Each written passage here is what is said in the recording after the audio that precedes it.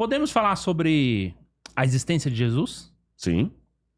Não sei como que a ciência fala sobre a existência de Jesus. Cara, isso aí eu já até conversei com o Rodrigo, né, cara? Assim, Jesus, cara, não tem nem o que eu discutir, né? Ele foi um ser humano, né? Uma pessoa, e ele existiu ali e andou por ali e tal, né? Obviamente que tem as partes, né? Tem até aquela coisa que o pessoal fala, adolescência, né? Exatamente, dos 12 aos 30 anos. Tem o que Jesus fez por aí que ninguém sabe também, sei lá, se importava o que ele fez, né? Mas assim, cara, aí é diferente de... Não tem como não acreditar, né? Porque ele foi um ser humano, né? Ele foi um ser humano que andou ali, e aí tem todas as provas e todas as, né? Tudo que ele fez, tudo por onde ele andou, o que ele deixou e tal. Lógico que aí tem coisas de transformar água em vinho, aí tem essas milagres e tal, que aí de novo, é uma coisa... Mas não tem ninguém da ciência que foi tentar... Cara, eu acho que não, Jesus... Ou provar, ou não, desmentir. tem alguns ateus que insistem que ele é um mito, tem alguns até na internet.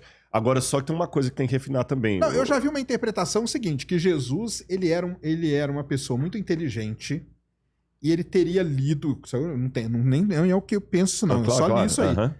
Que ele sabia que tinha aquela mensagem que ia ter um Messias naquela região, naquela época. Ele era uma pessoa acima da média na inteligência ali do pessoal. E ele falou, vai ter isso. Então eu vou começar a me comportar... Já deve ter ouvido essa história, né? Sim, tem muitos desses. Eu vou começar a me comportar desse jeito e eles vão começar a me idolatrar. E falam que chegou num tempo, numa hora que ele meio que se arrependeu, mas não dá mais pra voltar atrás. Mas aí é um negócio que eu já ouvi e nem sei o que você acha dessa ideia Até, aí. por exemplo, o próprio professor Chevitarese, André Chevitarese, ele diz que ele apanha às vezes na internet quando o pessoal quer que ele desminta que Jesus existiu, né? Até o Bart Ehrman, que é agnóstico, escreveu um livro, Jesus existiu. Mas tem muita gente que quer dizer que ele não existiu. Jesus não tem como, cara. Ele foi um ser humano, ué. Agora, Jesus Cristo em si foi um ser humano, né? Com certeza, ele existiu, de carne e osso. Mas eu tô falando que existem pessoas que duvidam, é isso que eu quis dizer. Tá. Ainda existem pessoas que falam que ele foi um mito, que ele é uma criação e tudo mais. Tem uma tese, por exemplo, que Jesus foi uma criação do apóstolo Paulo, ou que Jesus foi até uma criação dos romanos para poder acabar com os judeus, aquela coisa toda. Será que... Olha aí, ó. Vou jogar uma coisa no ar aqui. Tem muita teoria da conspiração, aí, cara, viu? Será que Jesus foi a primeira Psyops, cara? Agora a operação psicológica foi longe demais. Ué. Vamos lá, viu? Porque os romanos podem ter criado esse mito para poder... Olha aí, cara. Olha, tá agora? Não sei, dá uma tese doutoral. Pra poder aumentar viu? O poder, né? Agora, tem uma coisa que tem que refinar. Quando a gente fala o que a ciência tem a dizer sobre isso, a palavra ciência é uma palavra... Ela é fácil de se equivocar com ela. Primeiro, assim, o que é a definição de ciência? Esse é o primeiro ponto. Por exemplo, a humanas pode ser considerada ciência ou não? Você entendeu? Muita gente, eu considero. Mas muita gente não considera. Muita gente não acha correto falar ciência. E dentro do saber plural, existem métodos. Por isso que o Stuart Mill, o erro de Stuart Mill, quando ele propôs o método científico baseado em Francis Bacon, é que Stuart Mill colocou ciência é tudo isso aqui. O que está fora disso aqui não é ciência. Só que existem muitos saberes acadêmicos, racionais, intelectuais que não se enquadram ao método de Stuart Mill. Por exemplo, eu não vou usar teste laboratorial que eu uso para descobrir se um medicamento funciona para curar uma doença para uma pesquisa na área psicológica. Isso não tem nada a ver. Mas também quem acha analisar isso um transtorno, você está entendendo? Então a gente tem que saber o seguinte, quando você está falando o que a ciência diz disso, que saber científico. Por exemplo, para analisar a existência histórica de Napoleão Bonaparte, não é com o mesmo critério que você usa para analisar se há petróleo aqui nessa bacia ou se não há. Ela fala assim, o que você, Sérgio, pode dizer das suas pesquisas de petróleo sobre a existência do Napoleão Bonaparte? Nada. Você está entendendo? Porque os critérios para saber se Napoleão Bonaparte existiu ou se é um mito são outros. E outra coisa... São outros métodos. Eu acho que a ciência, muita gente acha que não é. Que ciências humanas não é ciência. Você não pode pegar, cara, uma pessoa que... Vamos pegar Napoleão aí, que estuda a vida de Napoleão e dizer que aquele cara ali ele não é um cientista Só porque não está submetendo a claro que ele método cara. laboratorial Método e tudo, exatamente. Mas são outros métodos. Por isso que eu prefiro usar no plural, métodos isso mesmo. científicos. Eu não vou usar o mesmo método histórico para analisar Claro.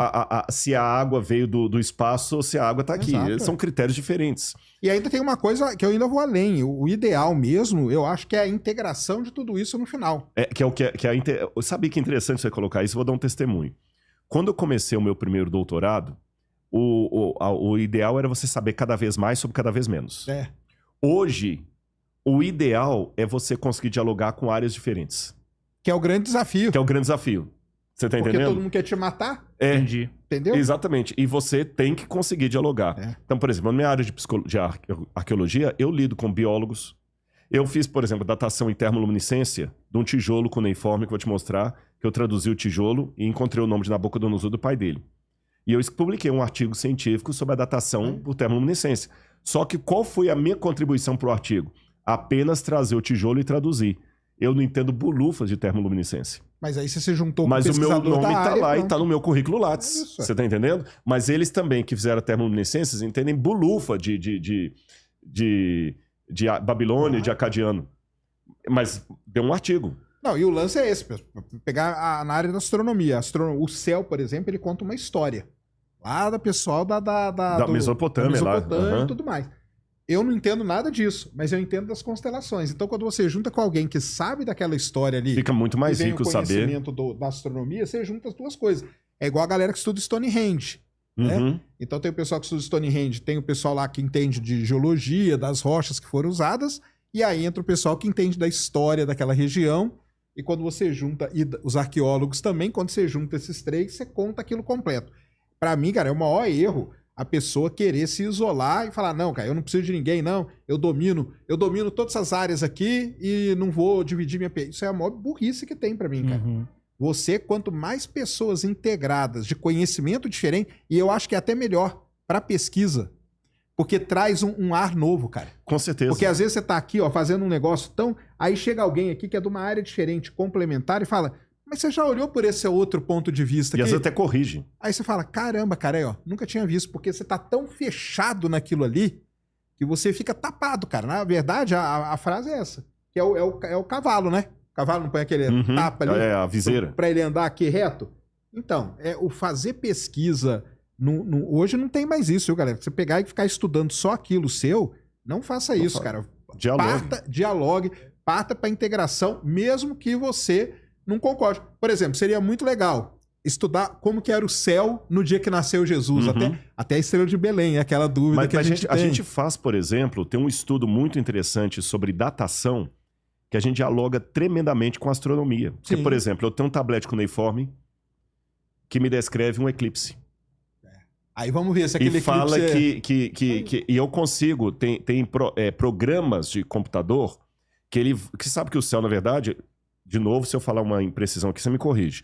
Ele só está rodando em torno de nós. É um disco rodando, não é? Então, se eu rodar ao contrário... rebobina. Eu rebobino. Então, eu consigo, por esse programa de computador, saber, por exemplo, como estava o céu de Jerusalém, inclusive se tinha nuvem e se não tinha. Tem alguns que conseguem. Então, a gente consegue, por exemplo, olha, saber se esse povo tinha um calendário lunar, lunisolar, se eram os dois. Aí fala que o terceiro ano do reinado... Por exemplo, eu tenho isso agora pra gente trabalhar com o Senaqueribe. O ano do Senaqueribe faz a cronologia com a Bíblia. Que menciona o eclipse. Então a gente sabe qual é o eclipse. E você sabe, então, se esse eclipse no calendário gregoriano que usamos hoje equivaleu ao ano 714 a.C., pelo meu cálculo hoje, então eu sei que o terceiro ano do reinado tal dá para fazer essa correlação. Você tem um ponto de ancoragem. Isso é importante. E corroborando com isso que o Sérgio falou, da questão da unificar, galera que tem em casa, veja bem, se você é inteligente ou gosta de estudar muito, eu perguntar assim, quem inventou o telefone? Se você for um cara com... Graham Bell, parabéns para você. Quem inventou o rádio? Marconi, muito bem. Quem inventou o avião? Bom, Santos Dumont, os irmãos Wright, parabéns para você. Você é culto. Aí se eu perguntar assim, quem inventou a internet? Quem inventou o Starlink? Quem inventou o celular? Não tem mais. É um comitê. São várias pessoas. Então a era dos grandes inventores ficou para trás. Hoje você não vai ter mais assim, foi o João que inventou o celular, o Antônio inventou o microfone. Não existe mais isso. Hoje é um monte de pessoas trabalhando. Então, quem não sabe trabalhar em grupo não tem sucesso no mercado de trabalho em lugar nenhum. Então, aquele professor que pede trabalho em grupo na faculdade, você fica irritado. Eu prefiro fazer sozinho. Não vai dar bem. Olha o que o Sérgio falou aí. Muito bom. E com relação à historicidade de Jesus, então, a gente usa critérios da historiografia. Então, você tem autores como N.T. Wright, por exemplo, que é um historiador de renome, e você aplica vários elementos historiográficos, por exemplo, para saber, como eu falei, se o Gênesis plagiou, eu consigo mapear e te dizer, tecnicamente, se o Gênesis plagiou outros mitos ou se ele é uma tradição independente. Entendi. Eu consigo hoje saber se os evangelhos são um relato histórico ou mitológico. Quando eu digo histórico ou mitológico, é no seguinte aspecto. A intenção do autor ao escrever foi mitológica ou foi histórica? Relatar alguma coisa. Relatar alguma coisa. Se ele mentiu, é outra coisa. Mas ele não escreveu com conotação mitológica. Então, por exemplo, o N.T. Wright, ele tem uma tese doutoral dele, desse calhamaço, e tem outros também, tem um outro chamado Ehrman, que não confundo com Bart Ehrman, que ele aplica toda a lógica matemática para ver a possibilidade matemática da ressurreição ter sido um fato histórico ou mitológico. Dessa grossura. Como que ele argumenta isso? Não dá para eu resumir. Primeiro assim, que você tem que ler 3 vezes cada página para entender o que o cara falou. É que existe uma área, quando eu estudei filosofia, a matéria mais difícil que eu tive foi lógica. A lógica 1 é a lógica literária. A lógica matemática é aquela que é o seguinte: você viu toda a conversa que eu tive com o Sérgio aqui? Você consegue transformar tudo em equação. É isso aí. Aí você pega o argumento dele e fala assim, se A mais B é igual a C, papapá, e através dessas equações você consegue ver se ele está coerente com o discurso dele, se ele não está. Você consegue transformar um discurso todo em equação. É uma área que eu aprendi na filosofia, mas eu aceno de longe, porque... Entendi. É igual quando eu estudei lá na USP sobre pinturas rupestres no Brasil e sobre o sambaquis. Eu admirei demais, mas ficou naquilo ali. Ficou ali, né? Você entendeu? E tem coisas incríveis que esse camarada fala e fala assim, olha, a chance matemática dos discípulos estarem dando um relato autêntico e honesto de algo que eles testemunharam é altamente provável. A chance é elevadíssima.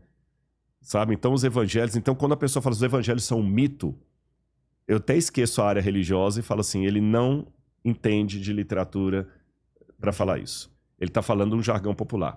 Aí, nesse aspecto, uma coisa que o pessoal pode perguntar em casa, então a religião não pode publicar nenhum artigo científico? Pode. Quando a gente falou que Deus não é um elemento observável, analisável, eu não vou fazer um artigo provando a existência de Deus.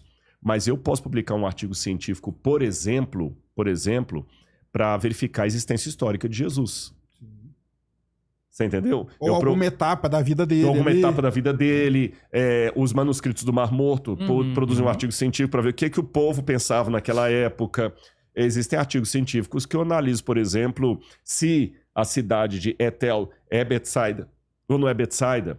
A gente agora, esse ano de 2025, é quase certo que a gente vai ter que interromper a nossa escavação, mas nós estamos escavando a cidade de Laquis, Lachish, lá em Israel. Então, a gente conseguiu, por exemplo, e publica-se artigos científicos sobre isso, provar, por exemplo, a datação da cidade com relação à cronologia bíblica. No caso, as coisas que o Sacani falou, o primeiro milagre de Jesus, a boda de Caná... Aí que é o detalhe. Aí não, né? Mas... Não, por quê? Não é nem pelo fato do milagre ser verdadeiro ou não ser verdadeiro. É porque ele foge do critério observacional ou testemunhal. Seria mais ou menos assim. 2 retas paralelas. Alguns falam que elas são infinitas e jamais se cruzam, eu digo que se cruzam. Eu não vou entrar no mérito da questão de Euclides aqui não, deixar isso para o Sérgio explicar. Mas se eu fizer a declaração aqui, 2 retas paralelas jamais se cruzam, como é que você vai submeter isso a uma verificação empírica? Você tem que ter uma medição infinita. Você não tem. Uma observação infinita. Por isso que eu gostei. Retomo de novo o que o Sérgio falou. Até quando você fala da origem do cosmos, você usa modelos. Modelos. Porque nem tudo é testável. Mas Nem tudo é Como é que eu vou testar o pré-Big Bang? Como é que eu vou testar uma época que não havia matéria, tempo, espaço, energia. Como é que eu vou... Então, tanto o crente, quando joga Deus nessa época, a causa primeira, quanto o descrente que joga o nada nessa época, ambos estão fazendo uma declaração de fé não testável. Me corrija se eu discordar. Não testável em meio científico. Então, quando o cara fala assim, não há Deus, essa declaração é uma declaração de fé. Porque ela não é testável. Ela não é empírica. Por isso que a maioria agora se denomina agnóstico. Eu não sei. Mas quando eu falo fé, eu falo nesse sentido psicológico, tá? Sim, Porque senão eu falar, igual você, eu não creio, eu vejo o que tá ali. Sim, isso. Né? Mas e o Santo Sudário? Eu tenho minhas discordâncias do Santo Sudário. Tem? Tem. Porque o Santo Caramba. Sudário, o Carbono 14 mostrou que ele é do século XII. Igual a Arca, quantos Santos Sudários você já viu por aí? Exatamente. Não, até que o oficial tá lá em Turim. Ah, tá. Tá, mas tem outro, tem o pano de Verônica e tudo, e o problema é que o Vaticano não liberou o Santo Sudário para todas as investigações que precisavam ser feitas. Você, como cientista, sabe que existem algumas investigações que não é da noite pro dia que você faz. Então, assim, não foi nem o Vaticano, desculpa, foram os que cuidam ali do Santo Sudário. Liberaram, mas teve que ter autorização do Vaticano. Um pedaço do pano para analisar, e na época o carbono 14 só tinha invasivo, porque hoje eu sei que existem técnicas de carbono 14 hoje não destrutivas. Sim. Mas no passado não. E continua caro. Mas não saiu uma questão recente sobre isso? Não, a única vez que ele foi liberado foi quando pegaram um pedaço do pano lá. Aí viram que estava no século XII e falaram, não, porque o pedaço do pano que as irmãs liberaram é um pedaço do pano que estava chamuscado porque ele teve um incêndio no século XII. Aí ele pegou, o incêndio. Tá. Aí analisa, ou seja, não dá para falar sobre o Santo Sudário como sendo verdadeiro, sendo que não foi liberado para todas as análises que precisam ser feitas por todo mundo e pelo tempo necessário. Você tá entendendo? Porque ciência demora tempo. Eu falar, não, tá bom. Você vai poder provar se esse celular realmente pertence a mim ou não. Mas eu só vou te dar 5 minutos para você olhar pelo menos um pedacinho dele. Não dá para você tirar nada conclusivo dali. Você tá entendendo? Agora, olhando a imagem do Santo Sudário, o meu grande problema reside nos seguintes itens. Letra A. Se ele for verdadeiro, é uma relíquia muito forte para o Novo Testamento silenciar absolutamente a respeito disso. Não há nada de Mateus a Apocalipse falando do Santo Sudário. Convence, se você fosse um dos 12 apóstolos e você tem um pano que ficou marcado com a imagem de Jesus, você falaria. Você falaria, né? Você guardaria aquilo a 7 chaves. Ou então contaria para todo mundo. É uma prova irrefutável. Você não tem nos primórdios da igreja ninguém falando daquilo. O silêncio de Paulo, de João. Segundo... Mas aí será que não tem aquele lance de querer esconder? Igual a história da Maria Madalena, mas aí entra muito na teoria da conspiração, né? É igual falar assim, será que realmente o homem foi à Lua? Mas será que não tem um lance da NASA tentando esconder as evidências? Tem a conspiração até nisso, né? Tem a conspiração até nisso. Quando você olha o homem que está no pano, o sangue dele está escorrendo. Ou seja, se ele é Jesus, Jesus não morreu. Porque o sujeito do pano estava vivo. Porque quando você morre, o sangue para de escorrer. Então ali você tem médicos legistas, não é que não o Rodrigo falando, é igual o caso da geologia. Eu estou reproduzindo o que o especialista falou. Porque tem coisas que você fala da sua própria pesquisa, você fala com uma autoridade maior, e tem coisas que você reproduz assim, olha, o especialista falou que tem vulcão na Lua. Não é. Agora você está duvidando, vai lá e discute com ele.